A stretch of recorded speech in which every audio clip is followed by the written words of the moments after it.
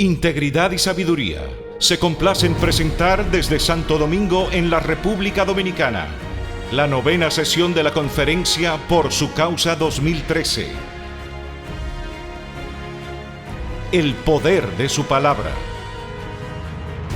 En esta ocasión, los dejamos con el pastor John MacArthur y la charla titulada ¿Por qué creer la Biblia? Sean todos bienvenidos. Ahora sé por qué están aquí. Están aquí porque creen en la Biblia. Creen en la palabra de Dios. Y ese ha sido nuestro tema. Y quiero hablar del por qué crees tú en la Biblia. ¿Por qué creemos en la Biblia? Y el resto del mundo no cree en la Biblia. En mi país, desde el gobierno hacia abajo, hay un esfuerzo por eliminar la Biblia de manera total de todo aspecto de la vida pública. Por todo el mundo la gente rechaza la Biblia, pero nosotros creemos en la Biblia. ¿Acaso somos más inteligentes que cualquier otra persona? ¿Acaso tenemos un entendimiento más profundo espiritual que cualquier otra persona? ¿Acaso somos el producto de una mayor evidencia, de pruebas más convincentes que cualquier otra persona? ¿Por qué creemos en la Biblia? ¿Por qué como un joven, en mis años de adolescencia, yo llegué a creer en la Biblia con todo mi corazón y toda mi alma? Y nunca me he desviado a lo largo de todos estos años. ¿Qué causó eso? ¿Qué produjo eso? Bueno, la respuesta a esa pregunta se encuentra en 1 Corintios capítulos 1 y 2. Y quiero llevarlos a 1 Corintios 1 y 2 en esta mañana. Y voy a tratar de hacer algo que es es un desafío en cierta manera. Voy a tratar de cubrir una porción extensa de las Escrituras. Yo estoy mucho más cómodo con porciones cortas de las Escrituras en las que puedo escarbar a profundidad. Sin embargo, creo que es importante que entiendas este mensaje. ¿Por qué tú crees en la Biblia? ¿Por qué tú amas la palabra de Dios? ¿Por qué tú te sientas con todo tu corazón y quieres escuchar la palabra de Dios, como hemos estado cantando esta mañana y en todo esto, en el resto de los servicios? ¿Por qué tienes una pasión tan grande por la palabra de Dios? Hay una respuesta a esta pregunta, y es una respuesta sobrenatural, y se encuentra comenzando en 1 Corintios capítulo 1, versículo 18, y sigue hasta el final del capítulo 2. Esta sección entera responde a esa pregunta. Ahora, permítame decirte que responde también a muchas otras preguntas.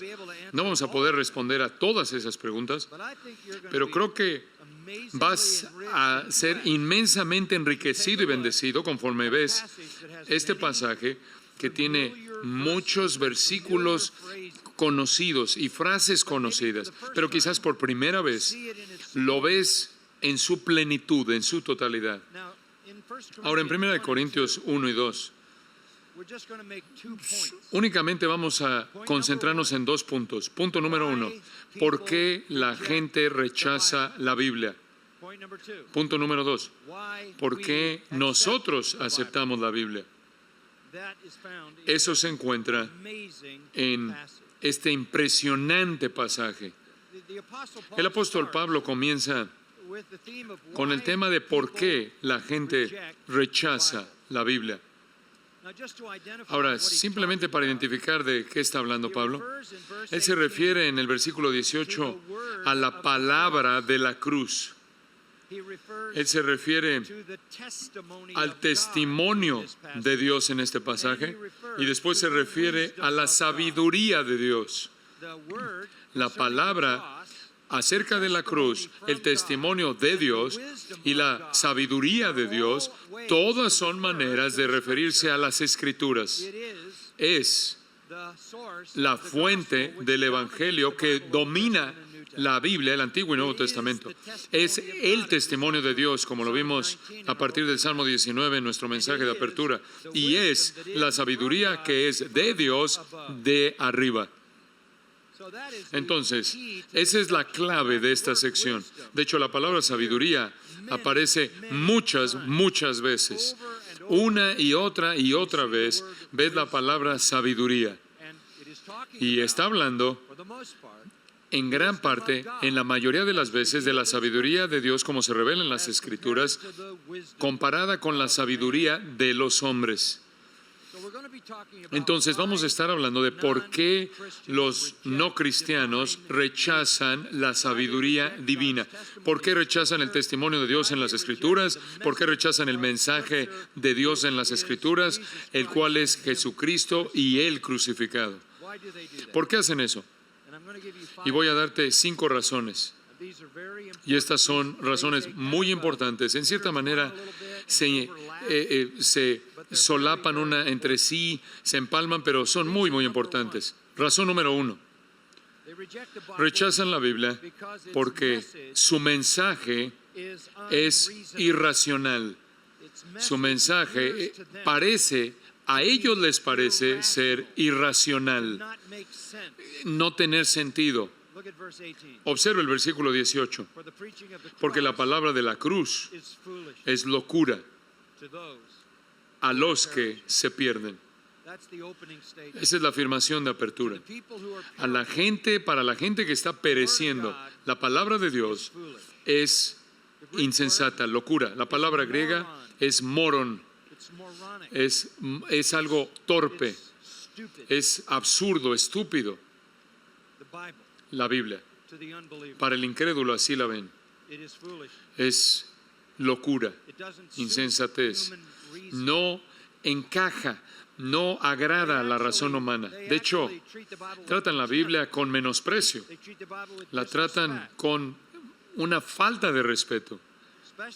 Especialmente la verdad de un Dios crucificado, quien es el Salvador del mundo, y la verdad de una religión en la cual tú no te ganas tu salvación,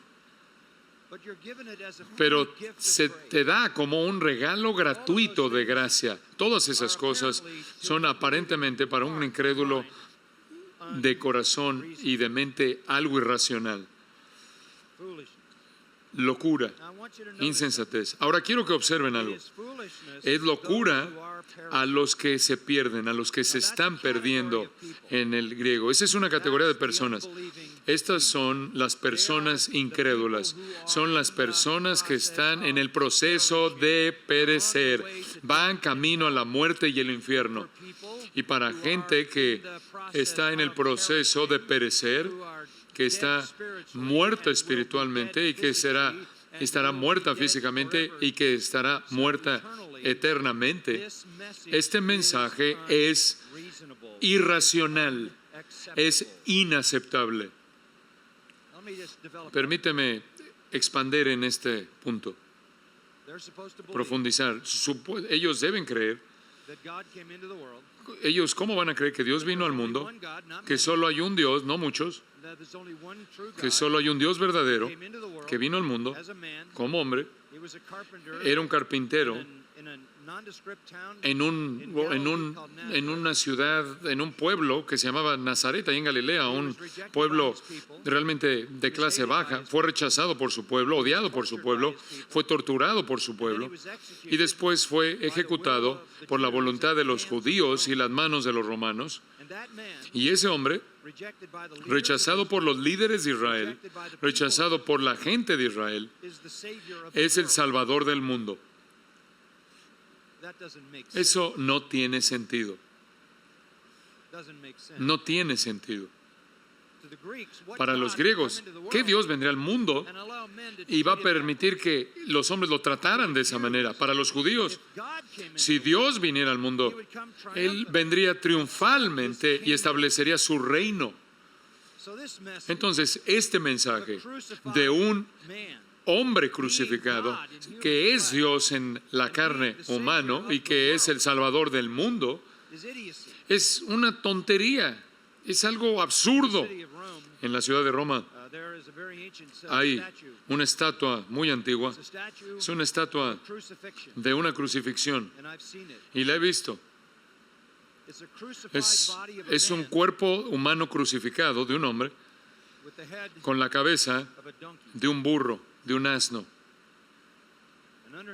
Y abajo hay un hombre que se postra ante este burro crucificado. Y las palabras dicen ahí, Alexamenos adora a su Dios. Así es como el mundo veía a un hombre crucificado que decía ser Dios y el Salvador del mundo. Totalmente irracional, totalmente ridículo, totalmente absurdo. Además, el mundo del periodo antiguo del Nuevo Testamento estaba lleno de esclavos. Había millones y millones de esclavos por todos lados. La gente odiaba la esclavitud. En gran parte siempre lo han hecho. Y en Roma podía ser muy impresionante. La gente quería ser liberada. Sin embargo, los predicadores del Evangelio andaban por todos lados diciendo esto. Tú necesitas reconocer a este hombre crucificado como Dios y tú necesitas estar dispuesto a convertirte en su esclavo. Este es un mensaje que es muy difícil de aceptar. Inclusive aquellos que eran esclavos no eran liberados, no querían, y esos que eran libres no querían ser liberados. Entonces aquí llega el predicador del Evangelio con la palabra del hombre crucificado, que es Dios, invitando a la gente que se convierta en su esclavo de por vida, a que se nieguen a sí mismos, que tomen sus propias cruces, lo cual significaba que entregaran su propia vida en una muerte de tortura terrible y se sometieran de manera total a Él como amo y Señor. Este mensaje no es aceptable, es irracional. El evangelismo es difícil el día de hoy, pero imagínate tratar de hacerlo en ese entonces. Hay una segunda razón. La segunda razón por la que la gente rechaza la Biblia. Su verdad es inalcanzable, inaccesible. Escucha, la gente no cree la Biblia porque no puede. No puede. Observe el versículo 19. Pues está escrito, destruiré la sabiduría de los sabios y desecharé el entendimiento de los entendidos. ¿Dónde está el sabio? ¿Dónde está el escriba? ¿Dónde está el disputador de este siglo? ¿No ha enloquecido Dios la sabiduría del mundo? Y escuche esto, pues ya que en la sabiduría de Dios el mundo no conoció a Dios. Escucha. Puedes traer a los disputadores, puedes traer a los eruditos, puedes traer a las grandes mentes y las grandes personas de sabiduría, puedes traer toda su sabiduría y toda su preparación académica y toda su educación y todo su entendimiento y unirlo, y no va a llevarlos a conocer a Dios. No pueden conocer a Dios. Es inalcanzable. De hecho, Dios dice en Isaías 29, destruiré la sabiduría de los sabios y desecharé el entendimiento de los entendidos, lo haré a un lado. Dios se burla de los sabios mundanos. Vas a la universidad, las personas más inteligentes, con la educación más grande, que han acumulado la mayor cantidad de sabiduría humana, no pueden conocer a Dios, no pueden postrarse ante la palabra de Dios, no pueden aceptar la Biblia. Les es imposible, es inalcanzable para ellos. ¿Por qué? Porque están muertos en delitos y pecados. Jeremías 8:9 dice, el sabio, aquí han rechazado la palabra del Señor. Entonces, ¿qué sabiduría tienen? No importa quién sea, individualmente o colectivamente, no pueden conocer la verdad. Observa ahí el capítulo 2, versículo 14. Pero el hombre natural no percibe las cosas que son del Espíritu de Dios, porque para él son locura. Y escucha la siguiente línea. Y no las puede entender. No puede. En su depravación, él es tanto incapaz como está indispuesto. Él está aislado de la vida de Dios en los términos de Pablo. Él está cegado por su pecado, está cegado por Satanás y también puede estar cegado por Dios. No sea que la luz del Evangelio le brille, le resplandezca. ¿Qué tan desafiante es la obra del evangelismo?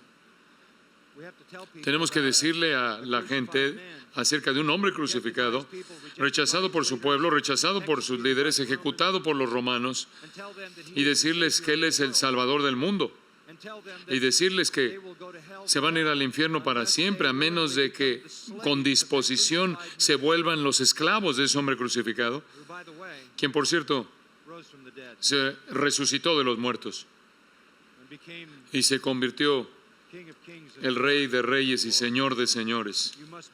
Debes doblar la rodilla a ese hombre.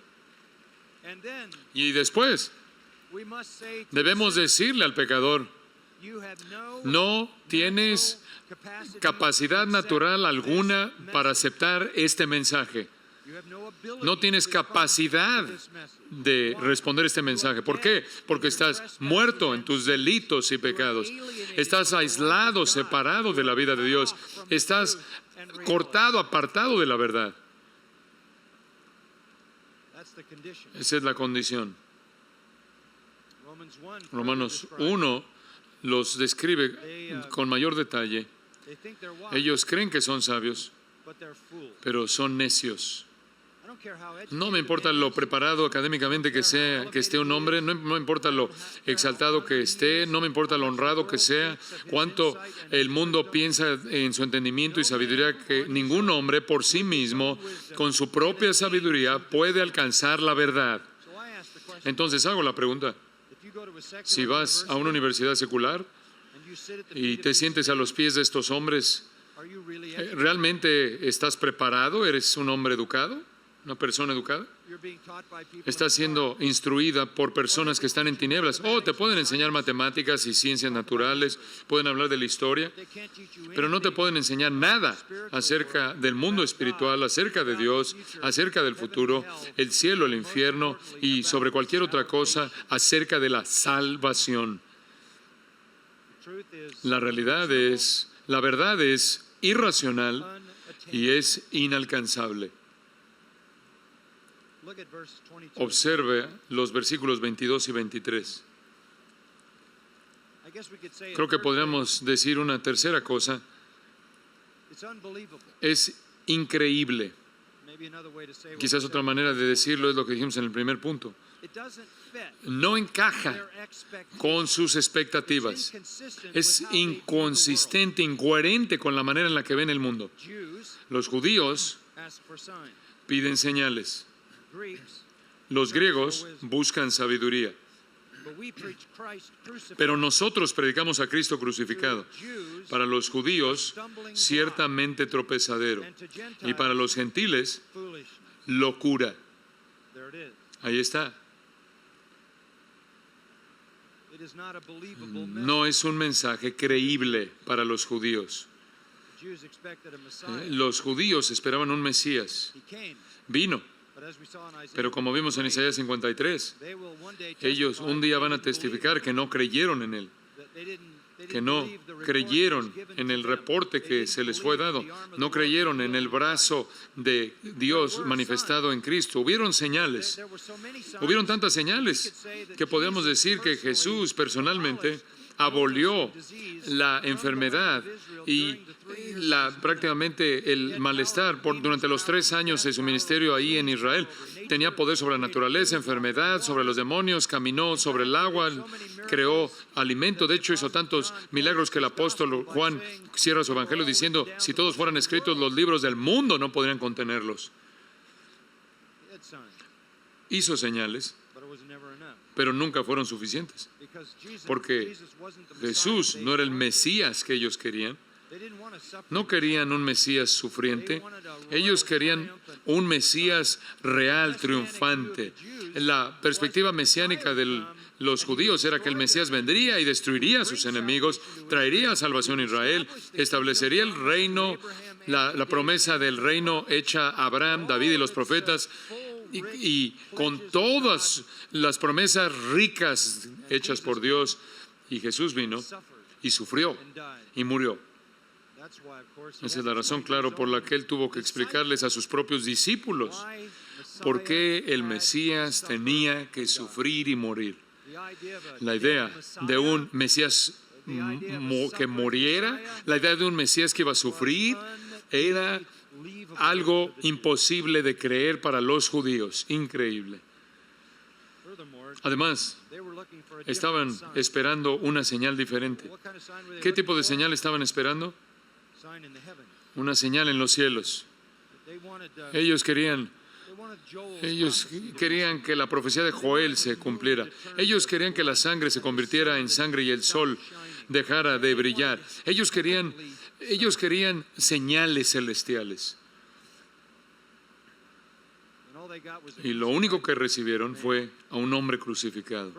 Además, ellos conocían Deuteronomio 21:23, que dice: el que es colgado de un madero está maldecido.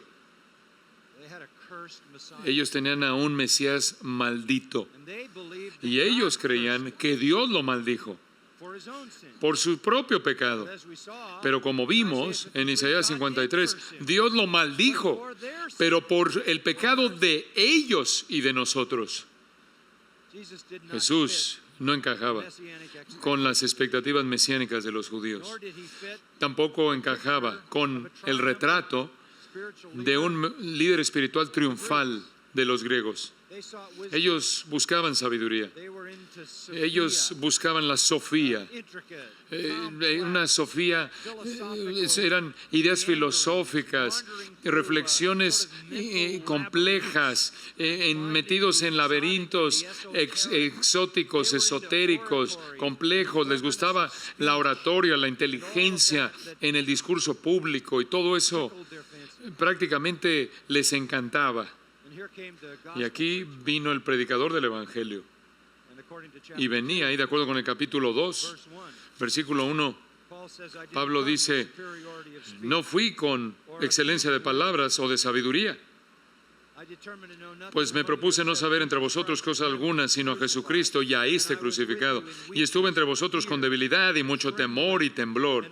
Y ni mi palabra y ni mi predicación fue con palabras persuasivas de humana sabiduría. No llegó Él de la manera en la que los filósofos llegaban, como los oradores llegaban, como los maestros griegos y gentiles llegaban. Entonces, Él no era aceptable. Él no era creíble. Pero esa es la manera en la que el Evangelio será recibido o no recibido por el mundo. No es lo que quieren. No es creíble. No es aceptable.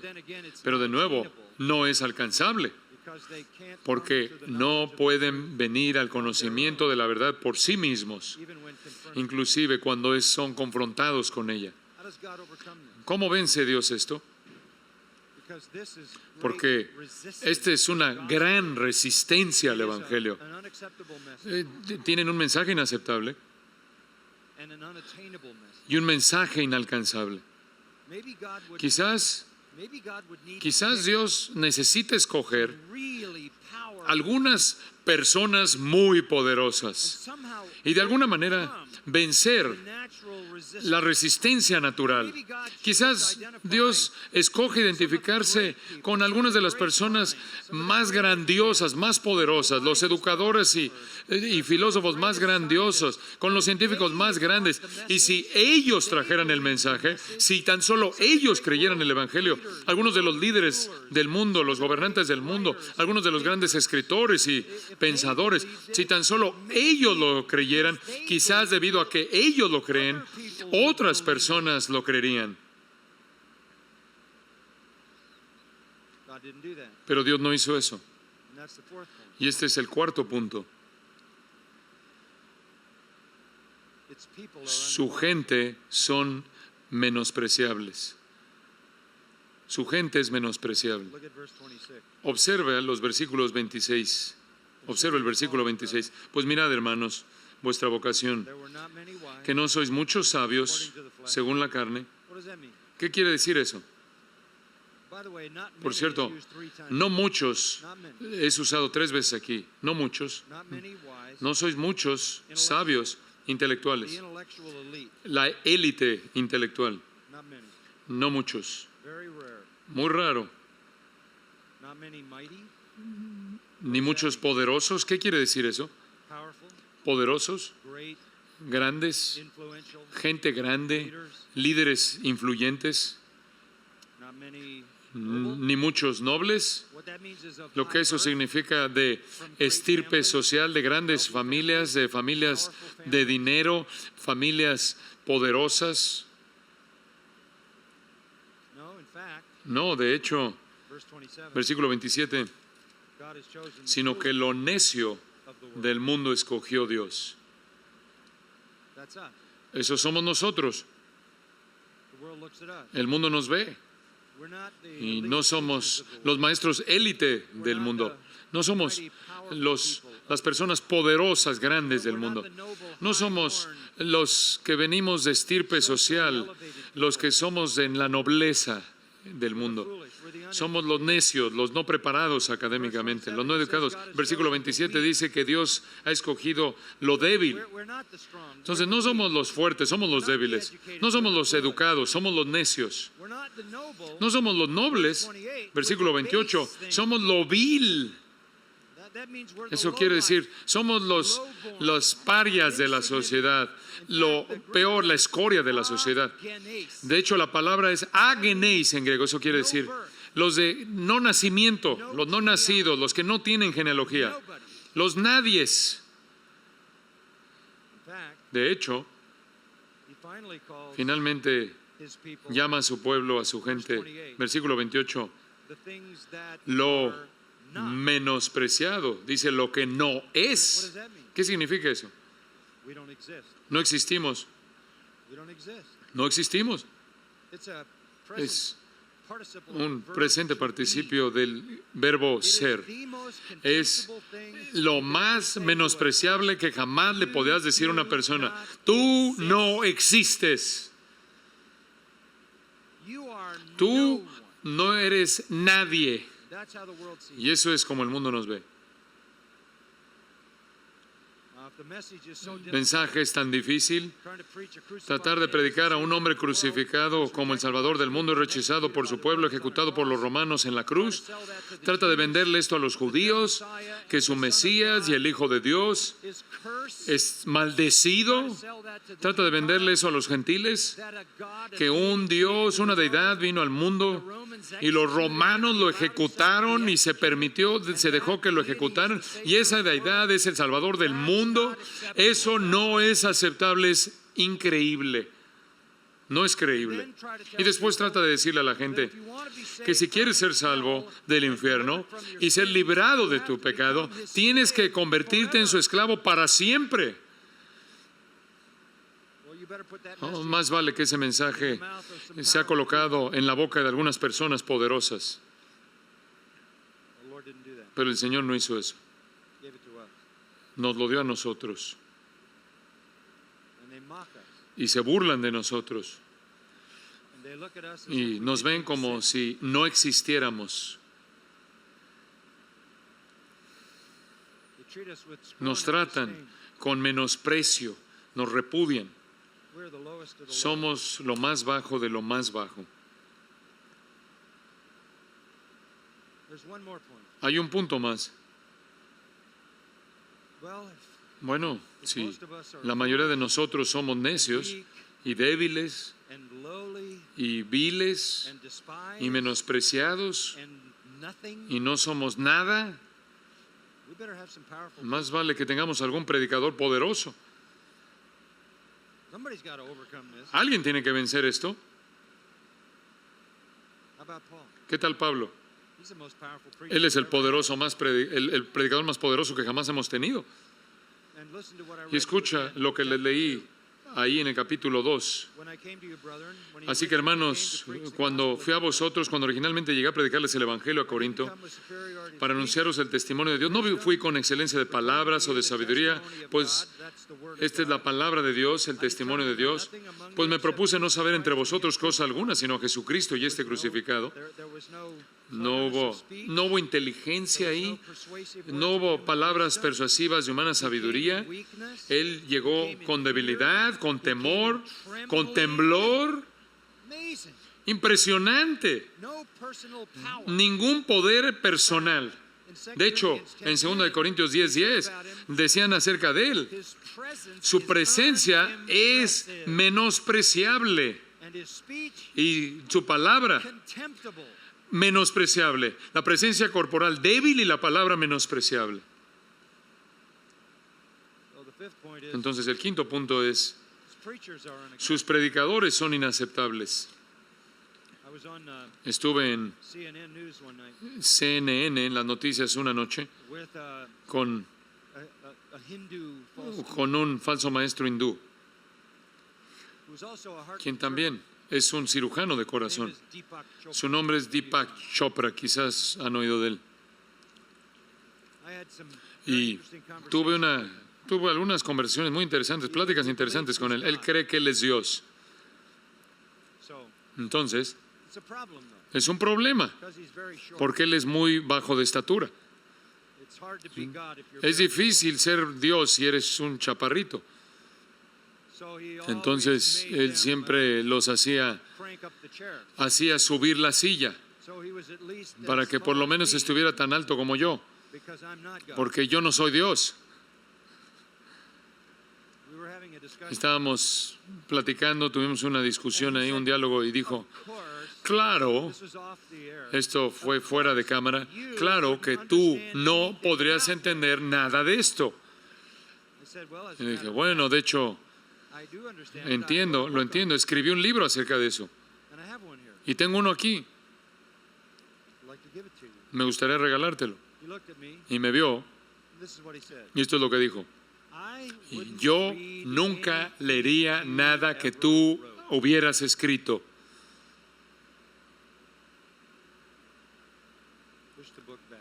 Y me empujó el libro y me lo devolvió.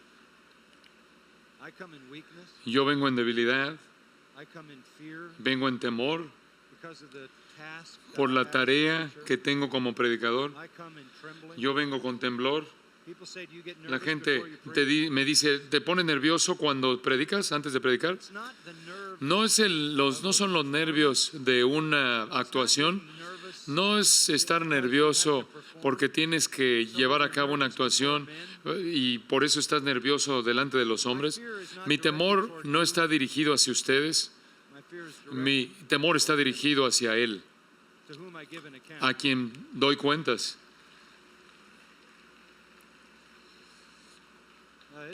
Es una experiencia de temblor predicar. Los predicadores no vienen con palabras persuasivas de humana sabiduría. Entonces aquí vemos razones por las que la gente rechaza la Biblia. No creen, no pueden creer. No somos personas suficientemente poderosas para vencer eso. Inclusive los más nobles y los mejores predicadores, los más nobles predicadores, no pueden por sí mismos, con su propia sabiduría y su propia estrategia y su propia metodología, vencer esa condición en la cual los pecadores están viviendo. Ellos son Están pereciendo ellos. Esta es una categoría de existencia. Y la gente que está pereciendo no puede creer. No creerá.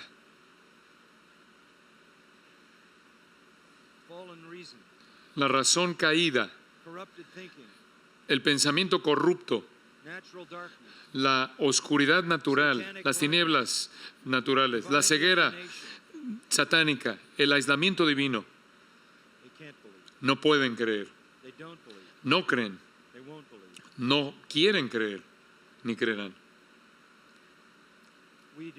Nosotros creemos. ¿Por qué nosotros creemos? ¿Por qué nosotros aceptamos la Biblia?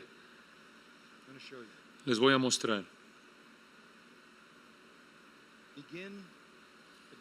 Comenzando en el versículo 26. Pues mirad, hermanos, vuestra vocación. Detente ahí. ¿Qué es eso? ¿Cuál es esa vocación, ese llamado? Cada vez que ves ese término vocación o llamado en las epístolas del Nuevo Testamento, es un llamado de salvación. Es lo que los teólogos llaman el llamado eficaz, el llamado que nos llama de las tinieblas a la luz, del reino de las tinieblas al reino del Hijo amado de Dios. Es ese llamado irresistible de Dios. Es ese llamado celestial. Es ese llamado, es esa obra divinamente producida por Dios soberana mediante la cual nos da vida. ¿Por qué creemos? Porque hemos sido llamados a esto, escogidos desde antes de la fundación del mundo. Nuestros nombres están escritos en el libro de la vida del Cordero desde antes de la fundación del mundo. Y Dios nos llama con un llamado poderoso, irresistible, eficaz, abrumador, que nos arranca de la esfera de las tinieblas y nos arranca de las garras de Satanás y nos da vida y nos trae a Cristo. Es un milagro divino. Es un milagro divino. ¿Por qué nos llamó Él? Observe el versículo 27. Dios ha escogido o escogió. Segunda vez en el versículo. Escogió Dios. Escogió Dios. Versículo 28. Escogió Dios. ¿Por qué nos llamó? Porque Él nos escogió. ¿Cuándo nos escogió? Desde antes de la fundación del mundo. Y escribió nuestros nombres en ese entonces. ¿Por qué crees tú en la Biblia? No porque eres más inteligente que alguien más, no porque ves más pruebas que alguien más, sino porque fuiste escogido y fuiste llamado y fuiste regenerado y fuiste convertido en una nueva criatura. Y una de las realidades abrumadoras de ser una nueva criatura, creado en Cristo Jesús, mediante el poder de Dios, por el poder del Espíritu Santo, tú creíste en la Biblia. Por eso la crees. Pero permíteme animarte. Comienzas en la salvación creyendo en la Biblia. Y después pasas el resto de tu vida descubriendo que se certifica a sí misma, muestra que es verdad por sí misma. Yo he estado predicando la Biblia durante 50 años. Es verdad, cada palabra de la misma. He agotado mis capacidades, mis facultades mentales. He agotado mi mente, mis ojos, mi energía, entregándome esencialmente a todo versículo de la Biblia para escribir una serie de comentarios del Nuevo Testamento, una Biblia de estudio, para predicar a lo largo de las Escrituras. Y les voy a decir que a lo largo de 50 años de esto, toda palabra de Dios es verdad y pura. Pero no me tomó 50 años. No me tomó 50 años entender eso. Yo creí y entonces comencé a verlo verificado. ¿Por qué Dios nos escogió? Versículo 29. A fin de que nadie se ¿qué? Se jacte. No puedes decir tú, mírame, yo soy lo suficientemente inteligente como para creer la Biblia. Yo soy lo suficientemente sabio para creer la Biblia. Yo tengo mucho más entendimiento como para creer la Biblia. ¿Sabes por qué crees la Biblia? Porque tú fuiste escogido, porque tú fuiste llamado y se te dio fe, y se te dio fe. Fe es un regalo de Dios. Se te dio fe para confiar en Jesucristo y entonces confiar en la palabra de Dios. Fuiste escogido. La sabiduría del hombre puede hacer cosas asombrosas. La sabiduría del hombre puede trabajar en las ciencias y en la tecnología, en la genética, en la industria de la medicina, en el arte, en la cultura, en todo tipo de cosas. Pero el hombre no puede conocer a Dios. Hay algo más que decir de por qué creemos. Regresa al versículo 18. La palabra de la cruz, la revelación de Dios, es locura a esa categoría de personas que están pereciendo. Pero a los que se salvan, a los que estamos siendo salvos, esto es a nosotros, es poder de Dios. Tú estás siendo salvado. Esa es la razón por la que ves la Biblia, la manera en la que ves la Biblia. Dices, espera un momento, yo ya he sido salvado. No, todavía no. Estás siendo salvado. Cuando confías en Cristo, en ese momento, fuiste salvado de el castigo del pecado. Fuiste declarado justo, recto, como vimos en Isaías 53. La justicia de Dios te es imputada a ti a través de Cristo. Y tú fuiste salvado de la paga del pecado y declarado justo. Pero todavía estás siendo salvado de el poder del pecado conforme eres santificado. Y escucha, en el futuro, cuando dejes este mundo, serás salvado para siempre de la presencia del pecado. Estás siendo salvado. Esa es la razón por la que Pablo dijo, y ahora vuestra salvación está más cercana de cuando creísteis. La salvación tiene tres aspectos: justificación, santificación, glorificación. La justificación es instantánea. La glorificación es instantánea. La santificación es de toda la vida. Estás siendo salvado. ¿Por qué creemos la Biblia? Porque no somos los que están pereciendo. No somos los que están pereciendo, somos los que estamos siendo salvados. Fuimos escogidos, hemos sido llamados. Estamos en el flujo de la salvación. Entonces, no podemos jactarnos. Es humillante. Es realmente aplastante. Señor, ¿por qué hiciste esto para mí? Yo no puedo jactarme. Observa el versículo 30. Me encanta este versículo. Mas por Él estáis vosotros en Cristo Jesús. No por ti, no por lo que hizo tu predicador, aunque él usa la predicación. No puede ser salvado sin el Evangelio, pero es por Él, por lo que Él hizo. Estás en Cristo Jesús. Y después escucha esto: el cual nos ha sido hecho por Dios sabiduría, justificación, santificación y redención. Ahí están esos aspectos de la salvación. Justificación imputada a nosotros cuando creemos, santificación desarrollándose en nosotros por el poder del Espíritu Santo viviendo en este mundo, y la redención final, la redención de nuestros cuerpos, como las llama Pablo. Y es por Él. Y el capítulo termina para que, como está escrito, el que se gloría, ¿qué? Boast in the Lord. Gloríese en el Señor. Boast in the Lord. Gloríese en el Señor.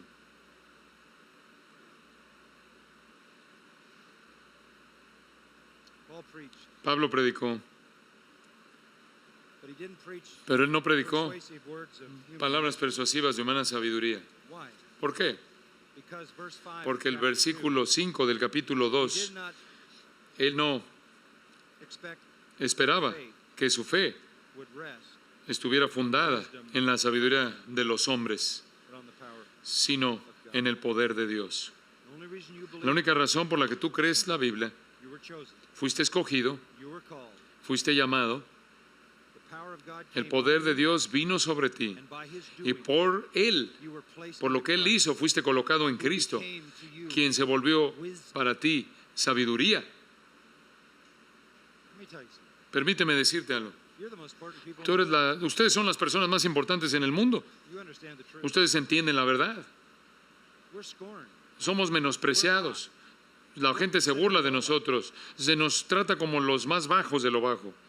We're the people who know the truth. Somos las personas que conocen la verdad acerca de todo. The word of God. La palabra de Dios lo revela. Believe it. La creemos, la afirmamos, la entendemos, la declaramos. You matter more than all the Ustedes university professors importan más que todos los profesores de universidad combinados, todos los filósofos, los líderes del mundo, los profesores, la gente de estirpe social, de la nobleza, you know the truth. porque conocen la verdad. And the Lord did it Y el Señor lo hizo de esta manera, with the lowly and the nobody. con los nadies, con los más bajos. Escucha, So we para que never nosotros be the nunca reason for seamos la razón the church. por la obra de la iglesia.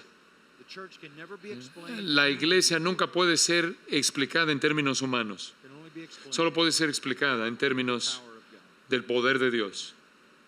So how do you respond? Entonces, ¿cómo respondes? Gratitude, Gratitud, praise, alabanza, worship, adoración, humility. humildad. I want to close with Quiero concluir a lot of other things to say. con but I muchas, wanna hay muchas close otras cosas que quiero decir, pero with verse 16. quiero terminar con el versículo 16. The last verse El último versículo of this section. de esta sección, Who has known the mind of the Lord? 2:16. Porque ¿quién conoció la mente del Señor? Who can know God's mind? ¿Quién puede conocer la mente de Dios? Who can ascend? ¿Quién puede ascender para conocer su mente, para saber cómo piensa? Listen to this. Escucha esto.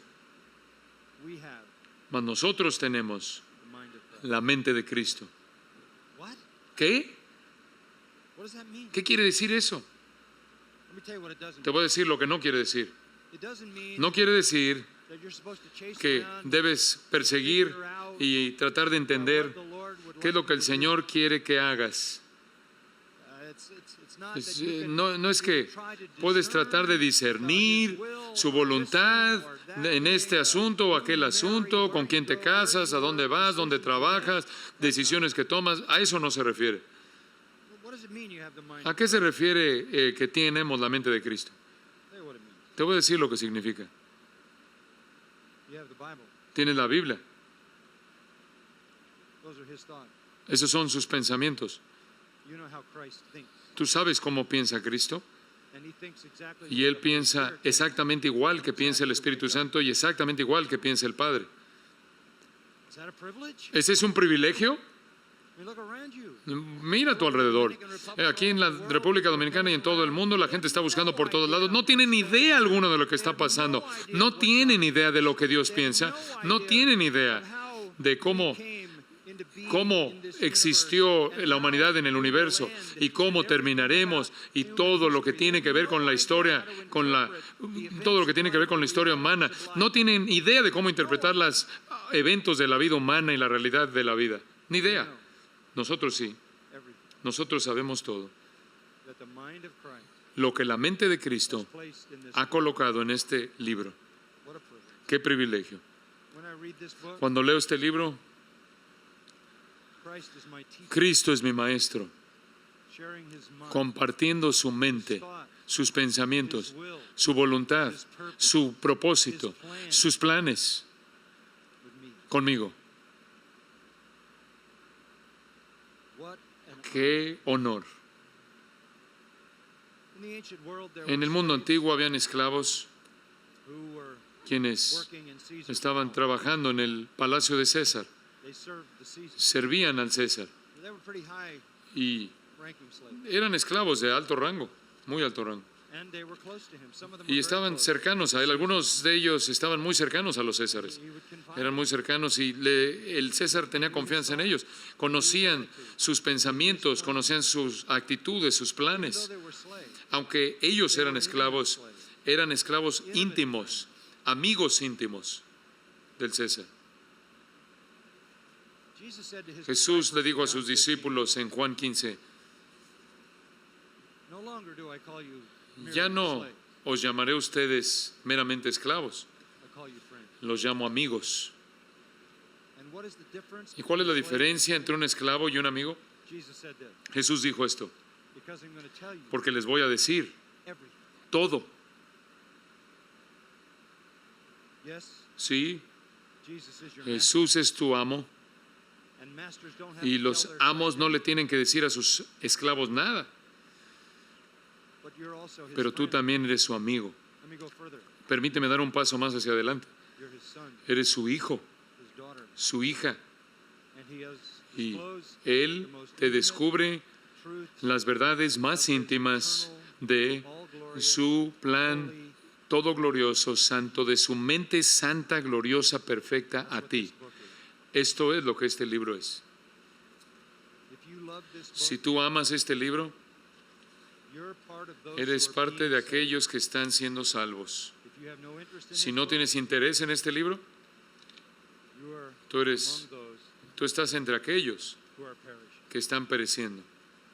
You can tell a true Christian. Puedes distinguir a un cristiano verdadero. He's like a baby Él es como un bebé, who longs quien anhela for the pure milk. of la the word. palabra pura de la palabra, más bien la leche pura de la palabra. Let's pray. Oremos. Father, so many Padre, things tantas cosas to think about and talk en qué about. pensar y de qué hablar y entender.